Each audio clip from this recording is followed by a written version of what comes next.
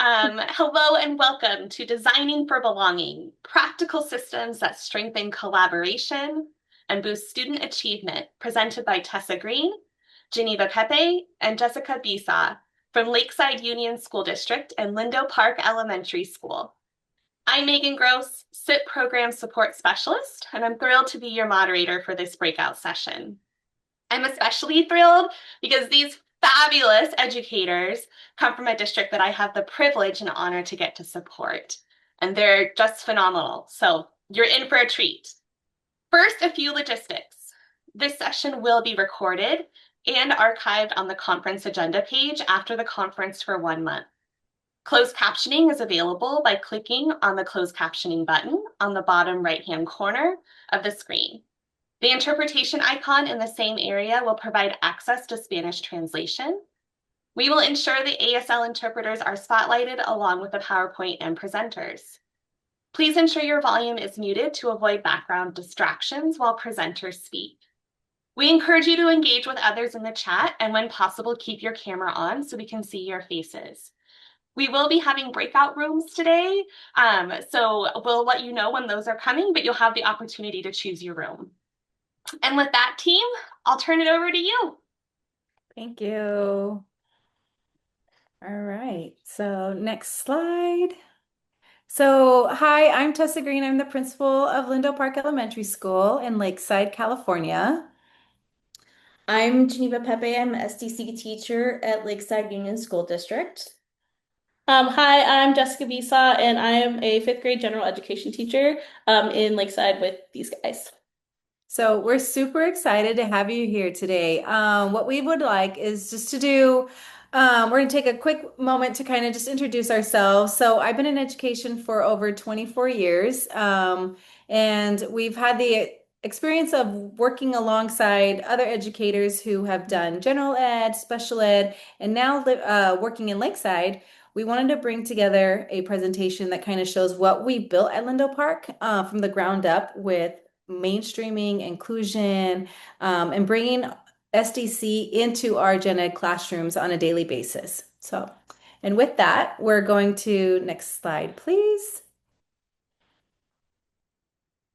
So we would like to ask you all in the chat if we're going to take a quick poll to see where everybody's at. So which best describes your current inclusion model at your site or your school currently? If you are at a site or if you're working in a district office, what does your district currently have? Is it A, full inclusion, B, partial mainstreaming, C, limited collaboration, or D, you're just really not sure, and that's okay. So we see a lot of A, B, B's. Yeah. Okay. We see a lot of B's, some C's. I love that we're seeing a lot of A's. Also, that's awesome. Different schools. Very little inclusions. Okay. So a lot of inclusion. Okay. Also integration, very little inclusion. Okay. Thank you. So we kind of know we've also had that same experience as well in doing this work at Lindo Park. So we've decided that we wanted to bring our team together and trying to work on a full inclusion model. I would say that we are on the edge of we've been mainstreaming our students. Next year, they will have a seat in our classrooms. All of our special day classes will have students will have a seat in our gen ed classrooms moving forward. So we're really excited on what the future is at Lindo Park. Yeah. And next slide. So why belonging matters? Why do we always say, like, why does it matter? Well, because one, we want students to feel that they are being heard, seen, valued, and included. That goes in our daily lives. We want us to be seen and included. And it also increases academic achievement. Their attendance, they come more if feel like they're valued at our sites. They're willing to engage more if they're feeling valued. It also reduces a lot of behavioral challenges. We've had our numbers decrease tremendously over the past couple of years with our referrals, our suspension rate. So we're really proud of what the systems that we put into place to make sure that it's working for all students and not just our gen ed students. And again, belonging must be intentionally designed, and we'll share with you during the PowerPoint presentation of what we've done at Lindo Park to make sure that our systems are intentionally designed for all of our students at Lindo Park. And we've all known we've seen this video before, but we thought we would share it one more time just as a quick reminder of why we do what we do. We know why kids don't learn. It's either poverty, low attendance, negative peer influences. We know why. But one of the things that we never discuss, or we rarely discuss, is the value and importance of human connection. Relationships. I have had classes that were so low, so academically deficient that I cried. I wondered, how am I going to take this group in 9 months from where they are to where they need to be? How do I raise the self-esteem of a child and his academic achievement at the same time? One year I came up with a bright idea. I told all my students, you were chosen to be in my class because I am the best teacher and you are the best students. They put us all together so we could show everybody else how to do it. One of the students said, really? I said, really? And I gave him a saying to say, I am somebody. I was somebody when I came. I'll be a better somebody when I leave. I am powerful and I am strong. I deserve the education that I get here. I have things to do, people to impress, and places to go. And they said, yeah. You say it long enough, it starts to be a part of you. Both my parents were educators. My maternal grandparents were educators. For years, I watched my mother take the time at recess to review, go on home visits in the afternoon, buy combs and brushes and peanut butter and crackers to put in her desk drawer for kids that needed to eat, and a washcloth and some soap for the kids who didn't smell so good. See, it's hard to teach kids who stink. Years later, after she retired, I watched some of those same kids come through and say to her, you know, Miss Walker, you made a difference in my life. You made it work for me. You made me feel like I was somebody when I knew at the bottom I wasn't. And I want you to just see what I've become. And when my mama died 2 years ago at 92, there were so many former students at her funeral. It brought tears to my eyes, not because she was gone, but because she left a legacy of relationships that could never disappear. Every child deserves a champion, an adult who will never give up on them, who understands the power of connection and insists that they become the best that they can possibly be. Is this job tough? You betcha. Oh God, you betcha. But it is not impossible. We can do this. We're educators. We're born to make a difference. Thank you so much.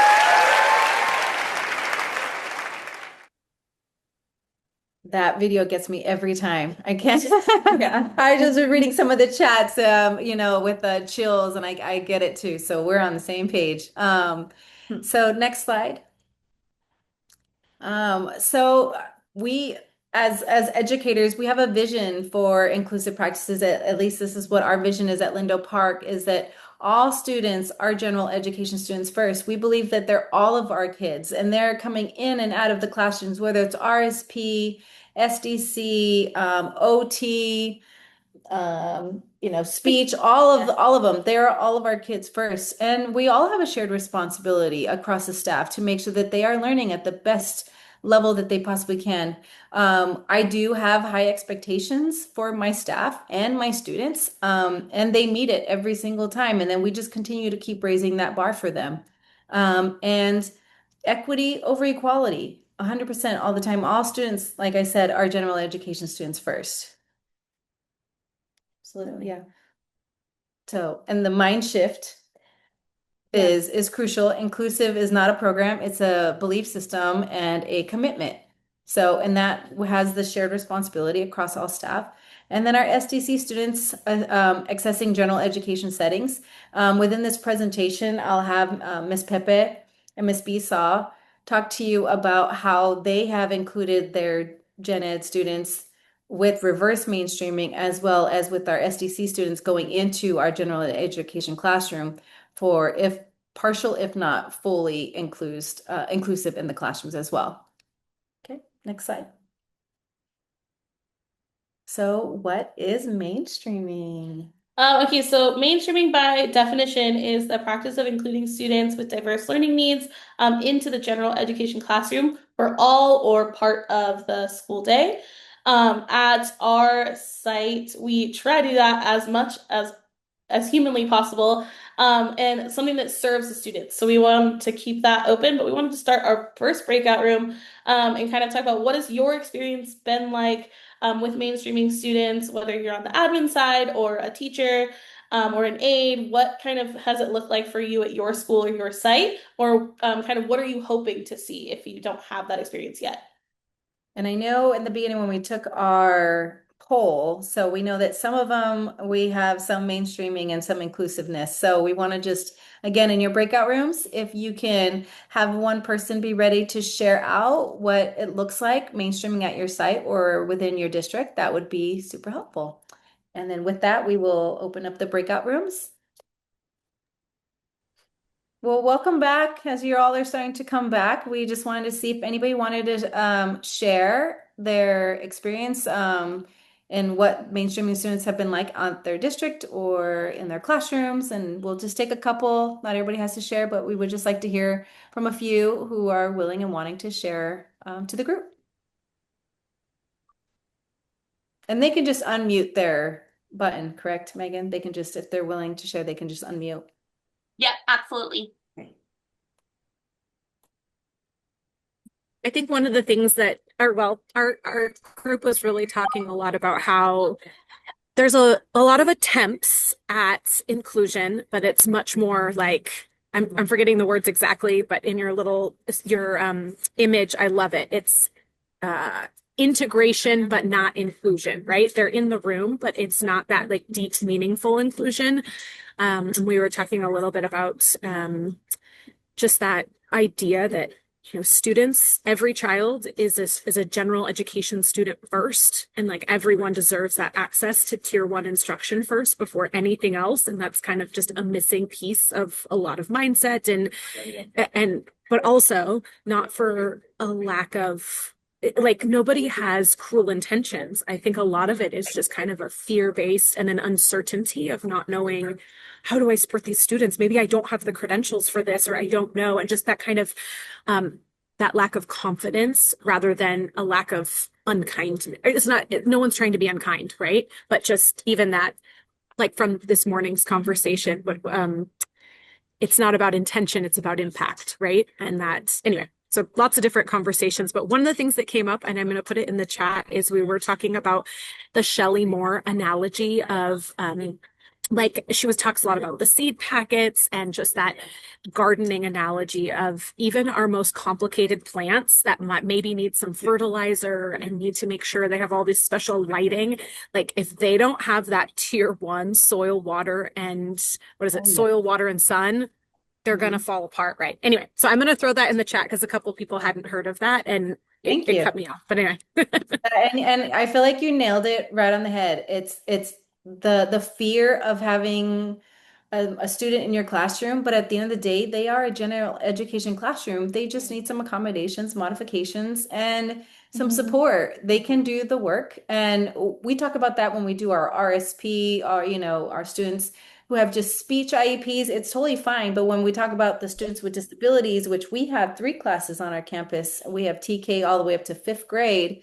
And, we have students who have disabilities that may impact or have our teachers be a little more afraid of, like, oh my goodness, they're coming in with a wheelchair. Now I got to look at my classroom arrangement. I have to see, like, can they even move around in my classroom if they're coming in my room? So it's that pairing and that collaboration between the teachers. And we'll discuss that more in our slides about how we give them that time to have those discussions and share what the need is for the students.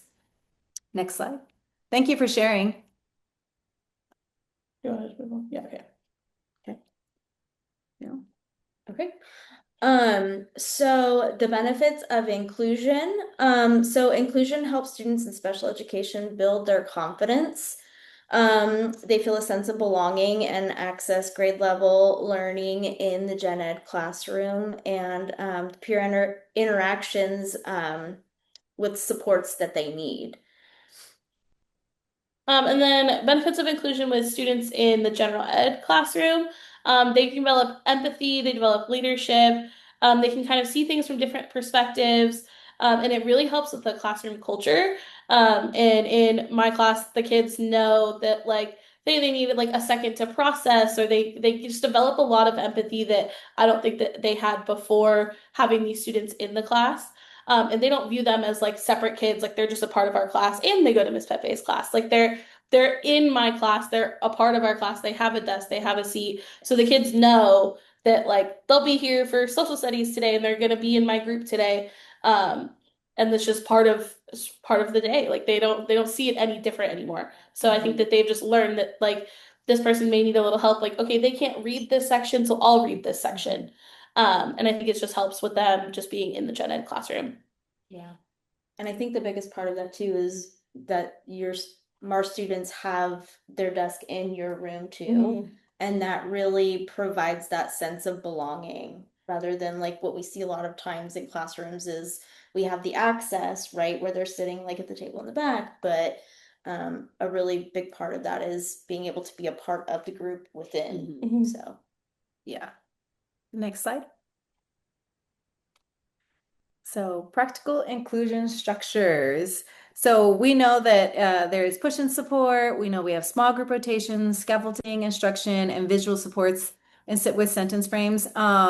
We all use this. We all do this within our classrooms, but it's just having that extra support in the general education classroom to help all students be successful. And knowing their IEP goals, IEP at a glance when they're meeting with the gen ed teacher along with the special ed teacher.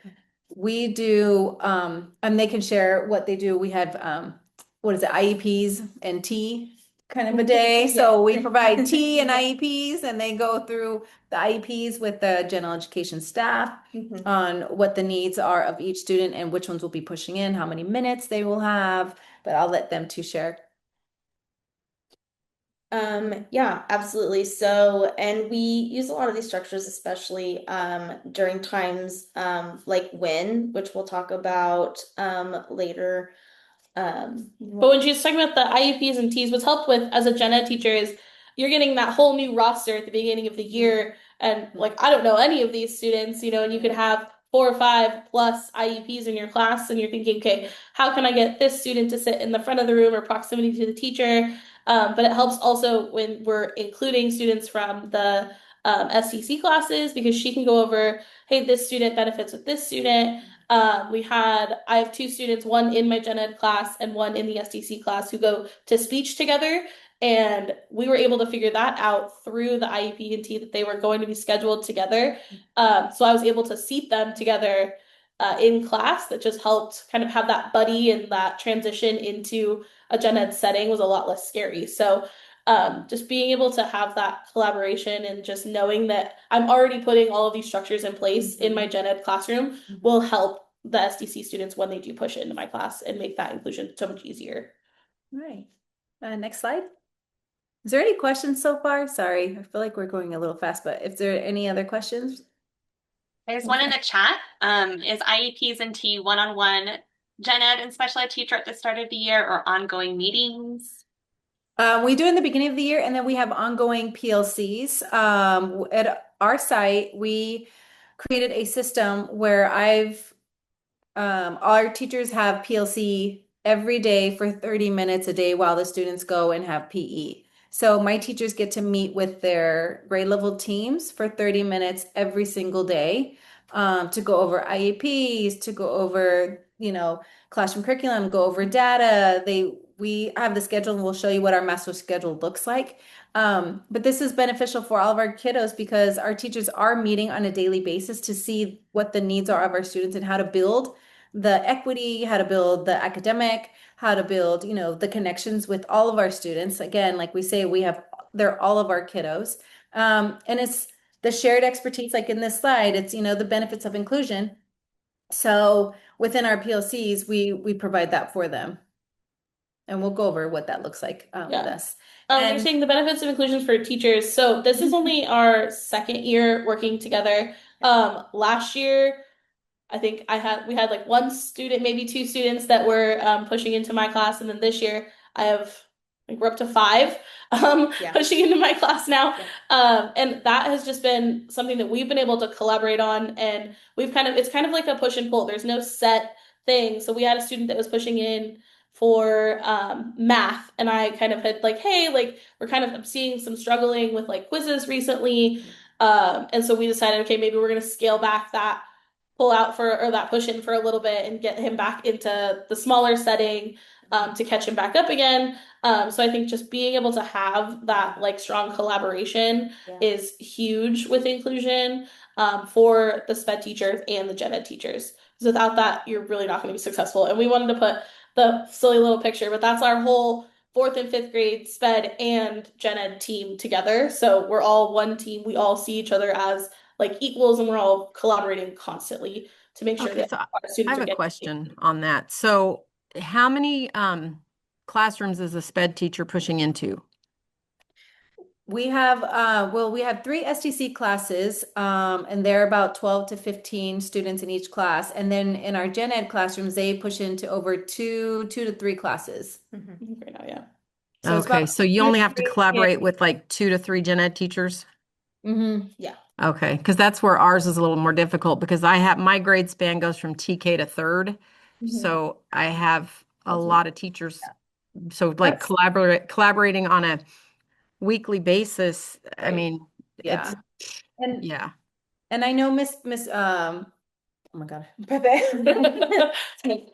Miss Pepe has 3, 4, and 5, so she does collaborate with third, fourth, and fifth grade teachers also. And then that's how she organized her PLC, her time frames of when she's pushing in and when she's meeting with them. We also have Wednesday with our district that provides PLC time as well. So the days that she can't meet with those certain grade levels, she meets with the ones that she wasn't able to meet with at that time. So it is difficult, but like I said, it's part of the system that we built or in the structure, so it works for us. But at some sites, and like you said, if you have multiple teachers over time, it is kind of hard. The one thing we do really enjoy about our PLCs and really like about it is that everybody's included. So our teachers, our RSP teachers are coming into their PLCs, our OTs, our speech. So everybody is included in the PLC process. And I will say too that because we do get the opportunity to PLC every day, and that it is grade level based, it does actually provide a lot of opportunity for me to PLC with all of the grade levels at different times. And I think in the chat it asked, is that collaboration time released on Wednesdays? Is it every week? It is every week with the district, and it's for 90 minutes that they are able to collaborate with their teams on Wednesdays. And then Monday, Tuesday, Thursday, Friday, it's only 30 minutes with their teams. Okay, next slide. Size for your case managers. I'm sorry? I asked, what was your average caseload size for your case managers? So for SDC, our classes are averaged. I know our cap is, I think it's 13 or 14, but we're averaged at about 10 to 12 at our site. And then for our RSP, Our site's a little higher. there it is. I want to say it's between, I don't remember the number exactly, but I want to say it's around 25-ish. 25 to 28 Yeah. is their caseload. Thank you. Yeah. So in this slide, this looks very busy, and I'm sorry, but this is our master schedule. This is my my treasure. So it's like I said, in the beginning of the year, it's looking at how things are going to fit into our grade level spans. What are my non-negotiables? You'll see that everybody here has WIN. Everybody here will have a designated ELD, and then they'll have their PE's time for their PLC time. So it's an intentional system with clear schedules and structures. And this way, all the teachers have access to it and they have their shared goals. And then Each teacher will then create their own schedule based on my master schedule, and then they input it into the master schedule so we can all be on the same page of what is going on. It looks kind of busy, but everybody, it works Yeah. to have a system and a structure. Anything on that? It is nice knowing like when like we can go back and look at this at other grade levels as well, of like when their PLC is and if we need to collaborate for next year or if we're going to use like a Wednesday to talk to another team. It is nice to have access. Like the whole school has access to the schedule. So if you ever need anything or never need to like look at something or talk to a teacher, you kind of know exactly when you can see those teachers. Okay, next slide. Actually, could you share a little bit about what you did to your schedule to make it more supportive of inclusion?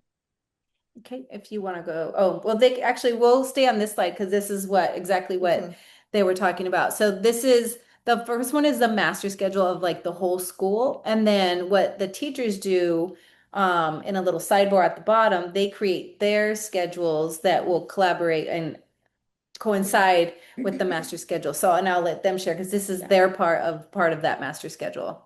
So that's a really great question. So at the beginning of the year, Jess and I realized we were like, how are we going to do this, right?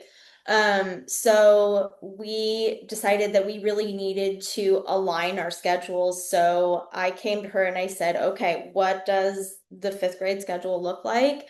I am going to mirror it in its entirety, and I will accommodate and differentiate it as much as I need to for our students. And so that's really what made it work, was aligning with general education so that everything was the same.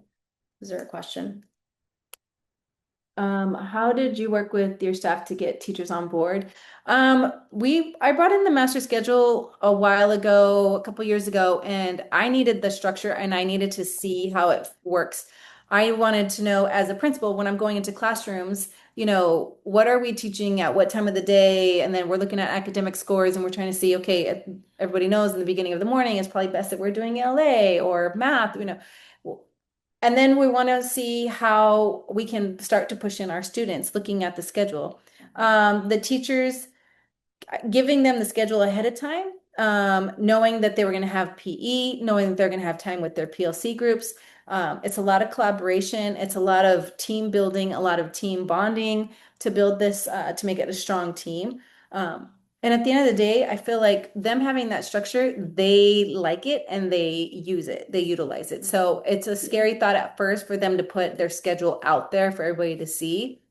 But then when they are kind of going, oh, I want to go look at this classroom because, I have an SEC student or my RSP students and they need to go into third grade gen ed. When are they doing ELA? When are they doing math? Okay, they're doing it at 9:00. Perfect. We'll go into Miss Sullinger's classroom, or, to say. So they're I was able gonna say to. at the beginning of the school year too, before we have those like 3 in-service days before school starts, our RSP case manager meets with, she covers fourth and fifth grade. So she scheduled a meeting with the fourth and fifth grade gen ed teachers together.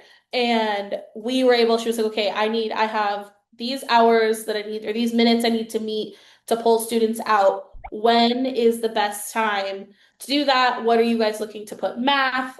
Because obviously then fourth grade would look different than fifth grade, but if she's pulling both or different groups, she needed to know when those times were. So we were able to kind of, if we had to kind of move our schedule around to make sure that those people were meeting and those kids were getting the times that they needed, we were able to use that PLC time before the school year even started to make sure that we were all on the same page.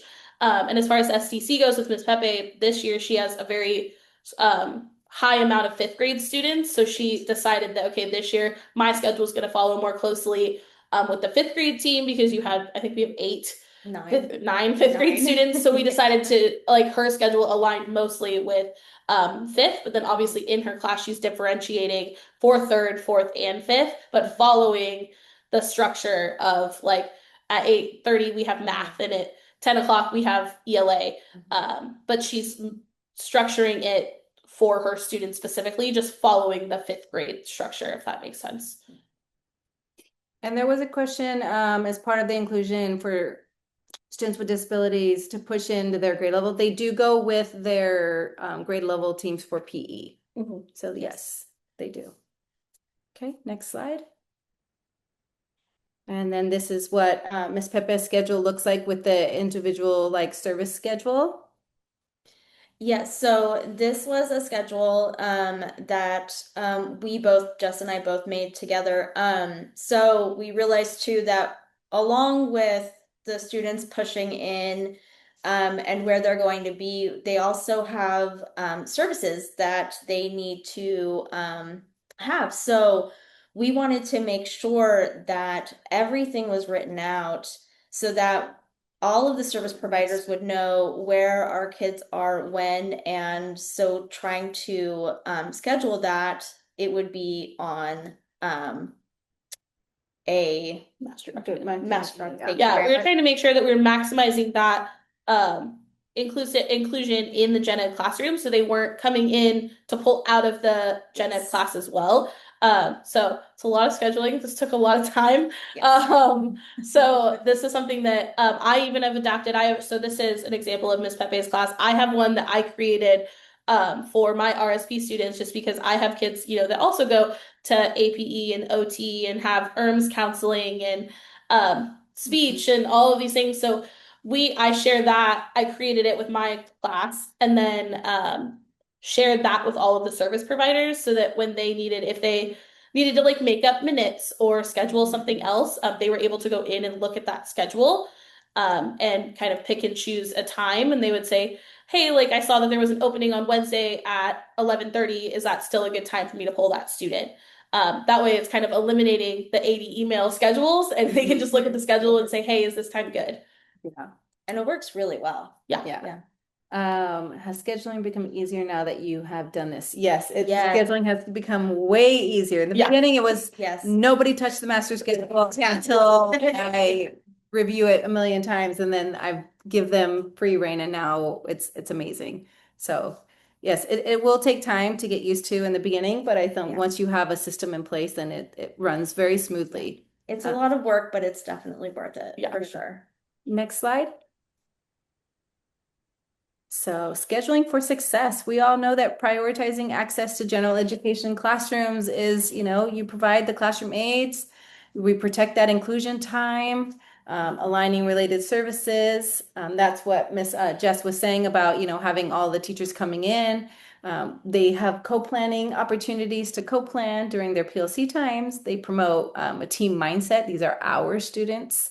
I do have to say there was an exercise where they were doing social studies and they were outside in a big old circle, and I was like, oh my gosh, look at all these kiddos. And then I was realizing that there was multiple SCC classes and kiddos in the same circle, and you would not be able to tell that they were from a different classroom. That's the point that we're trying to make here is once they're included, they feel valued and they feel seen, and that's what we're trying to get for all of our students at Lindo Park, is to have that experience of feeling included for the majority of the day. I think the biggest thing too, like we were saying, is just being flexible and allowing that there will be errors in the schedule. There will be times where you're like, okay, this did not work. Let's go back to the drawing board. Maybe this student needs like to just start with coming to your morning meeting and getting that SEL aspect.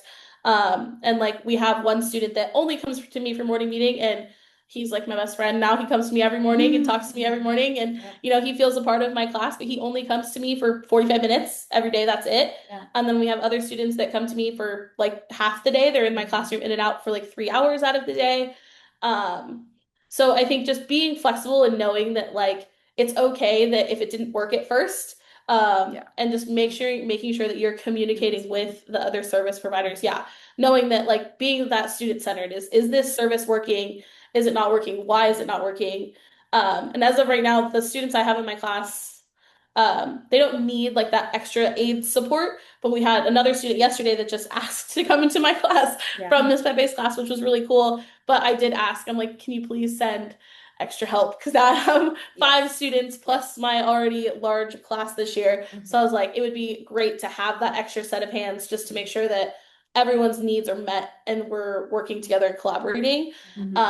But But like, yeah, just being flexible, honestly, is the biggest thing that we've had to kind of get over is our schedule may not always work.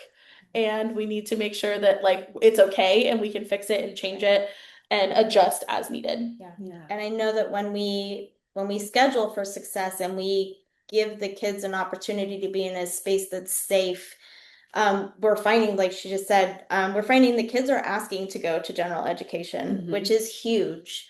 And it's wonderful. Yeah. And they're just finding it that's their peers. They play with them outside at recess. They're playing out there at lunch. They're going into the classroom. So again, everybody's inclusive and this is our students, our campus, and everybody should feel like they belong. Next slide. So this is one of my non-negotiables that I tell my staff that this is something that has to be on the schedule. This is something you are doing in the classroom. And if we don't know, when is what I need right now. And it's a dedicated intervention enrichment block, flexible grouping. So our SDC and our gen ed collaborate together on this with targeted skills and supports for all students. And they also do reverse mainstreaming also within our campus, and they can explain that reverse mainstreaming. So normally with when we collaborate with our grade level team, and we would make groupings within our grade level team, and SDC has notoriously and historically been not included in that. But since we have so many students that are being included in class, we felt like, okay, she's like, I can take a group. And I was like, are you sure? She's like, absolutely. So she has a group of my students that are in my gen ed class that needed an intervention group. So I sent 6 students to her classroom, which kind of breaks down that barrier of like, her class is different from my class. No, we're both teachers. We're both 5th grade teachers. We teach the same thing. We both teach, intervention the same, and that it doesn't matter which class you go to. There's no stigma of those students. They actually love going to her and they like beg to go to her all the time. So, which is really awesome to see, but they kind of breaks down that wall again of like, it's not Miss Pepe's class and Miss Besaw's class. Like we're a team together. Yeah, there's no gen ed SDC separation.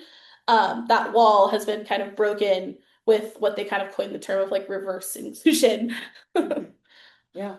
And the students seem to really like it because then they'll come out and I'm like, where'd you come from? They're like, Miss Pepe's class. I'm like, okay, cool. Yeah. Like, they're like, it's win time. And I know some of the question was, how do you have space for all of the mainstream students? And that's basically it. Like they share a lot of, when they have their schedule aligns, they can split kiddos. So they're doing the same thing in each classroom. So we can, if it gets an overload of space, then they can use the other classroom. However, with our students that are mainstream, like I said, they have seats already in our classroom. So that's how we rostered them, with already having a spot. Okay, next slide. So, and our PLCs is a non-negotiable as well. We do have a PLC notebook that our teachers use every week where they are inputting their data, they're inputting the conversations that they're having during these PLC sessions. We also do vertical alignment with our teams where they will meet with the grade above them, the grade below them. They look at IEPs, benchmarks. Achieve 3000 is what we use for Lexile scores. We identify essential standards that maybe we need to hit on more. Mostly when we do our MAPS testing, we kind of pull the focus of what we want our students to achieve more on. And then that's what I put in the PLC notebook as a focus point for our teachers to have discussions. Again, it's shared effective strategies across the classrooms and shared data and binders.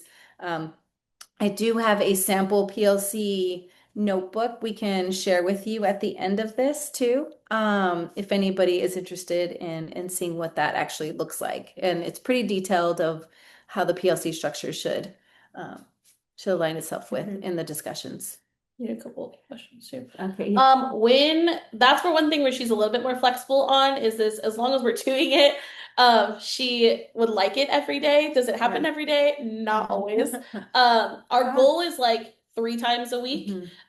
Typically, I think right now we're probably at about 2 times a week when we can get it.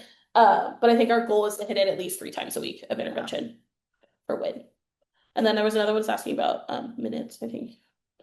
So we said their full inclusion. I just couldn't read it across the screen. Okay. And yes, we will add in our PLC, like the notebook. Yeah, so you guys can see kind of how that works for us. Next slide.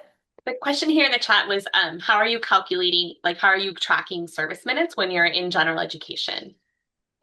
So in their IEPs, it's a formula that I have. So I've broken down every minute of the school day, and then it basically goes from every minute that a student is in general education, in a gen ed setting, and that includes PE, recess, lunch when they're with their gen ed peers, and then when they're in a gen ed or an SDC setting, and then kind of just doing the math from there. And I am also happy to send over my math as well. I don't have it with me right now, but I can go ahead and send it to you, Megan, if that's okay later, if anybody wants it.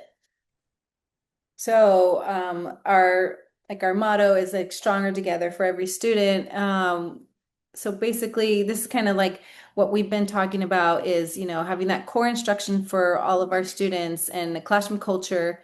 With that becomes the shared planning with instruction and accountability for teachers and students. And then with the special education teacher, it's making sure that they're differentiating and purporting that IEP support amongst the teams and amongst all teachers. So this kind of wraps up, the basic kind of roundabout that we do on a daily basis of our structure at Lindo Park. Next slide. So we have two scenarios, and we're hopefully to get, because I think, Megan, how are we on time? We have a couple minutes. You have about 4 minutes. Okay, we'll just do one. And maybe we won't go to breakout rooms. We can just kind of share out loud. Because we all know that this happens, is the push-in that isn't. So a special education teacher is assigned to push into a general education classroom during ELA. However, there is no shared planning time. So during instruction, you have the teacher leading the lesson. You have the SPED teacher that might circulate and help a few students quietly. And then you have students with IEPs that are present but not meaningfully engaged in the core instruction. So it looks like it's inclusive, but students are not accessing grade level learning in the meaningful way that we would want it to be. So how do we change the system to allow more inclusive learning in this environment?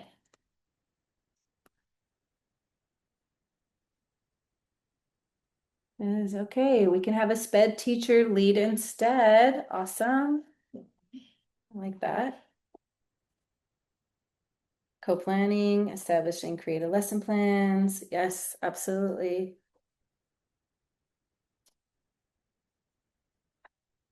And we'll ask our panel here, how would you change the system if this were?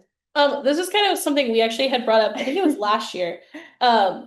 When Miss Pepe was first starting to teach, we were talking about, she was like, how do I teach this to my kids? Like, here's this book curriculum for fifth grade. Yes. How do I differentiate that? And she had asked that to myself and another teacher on our team of like, how do I do this?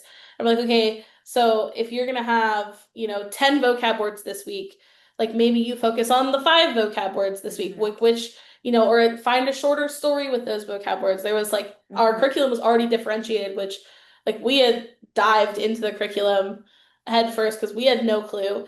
And pushing in for us is a little different. So again, like making sure that, that engaging is happening, that the teacher knows, okay, today you're teaching synonyms, making sure that every teacher and every person knows coming into that classroom ahead of time helps a lot more with getting the kids engaged and keeping the teachers on the same page. Yep. Okay, next slide, Megan, and then we're gonna go to not that one, we're in the next one. We're trying to get through this real quick. Next one. So what makes our model effective is that our systems, like I keep saying, is that ongoing collaboration, we're data-driven decision making for all of our students, and we're collectively accountable for all what we do for Lindo Park and all of our students. And then we wanted to show one more clip if we have time. I think it's 2 minutes long. We have a student in Miss Pepe's class who is amazing, and she came to us from a different school. At first, we were a little afraid. We're like, oh no, she's, She's in a wheelchair. She has, you know, do you want to kind of, yeah, she's nonverbal. Yeah. She just seemed very fragile, and we weren't Fragile. sure how to support her so that she was successful in an academic environment. So, but she surprised us all with, you know, how amazing she is and how much she knows, and it taught us a lot. She teaches us every day. And she uses An AAC device to communicate with everybody, and she mainstreams into the gen ed classroom with using her AAC device. And we just wanted to share that with you, but this video also kind of makes us think about her. So we hope that you enjoy this video. Well, it certainly wasn't something I thought about growing up or in college in Ann Arbor, Michigan. None of this came to the forefront until I had a child with a disability.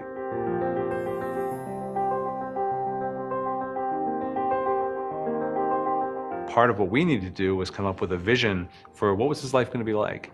And my wife and I thought long and hard about that, and the thing that kept coming to the forefront is that he would feel like he belonged. Think of who you are as a person now. You know, you have a job, but you also have hobbies and interests and passions.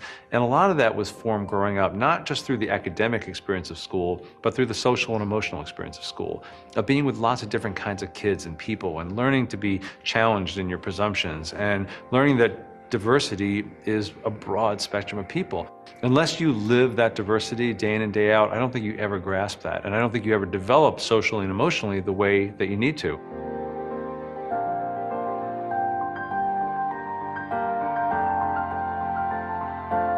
To belong when you're a child that uses a wheelchair, that has a significant speech disorder and other challenges, you know, you need to be in a community that believes that all people belong in your schools, in your extracurricular activities, that all kids can learn, that all kids can go on to college. And when you think about that level of accessibility, you're talking about every part of our society.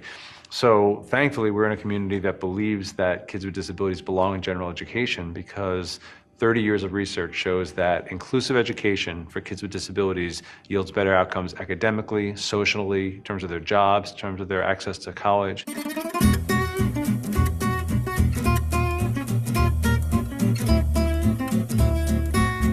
Access, accessibility, inclusivity has to be a lens that you start from the very beginning when you're thinking about what software to purchase. How do you write code? Who do you work with on your team? Can we bring in a more diverse team of people to think about this? Can we beta test our projects with people who have different challenges and different abilities? Once you have that lens of inclusivity and accessibility, you start looking at all different aspects of our society and saying, is this really designed in the best possible way? Is it the most universally designed technology? So I think that IT folks, you know, first they have to have that motivation. They have to believe that college is a place for all learners. And there are increasingly students of all different kinds of abilities and disabilities going to college. There are actually 270 programs around the country at universities that are specifically geared towards bringing more students with disabilities into the college environment. So once you have that lens and that motivation, then you think, how am I going to universally design the technology from the beginning? And especially when you have the opportunity to take on new projects and build new infrastructure, if that's your lens from the beginning, you're going to save so much work in terms of trying to retrofit it down the line to meet new ADA requirements or new accessibility requirements.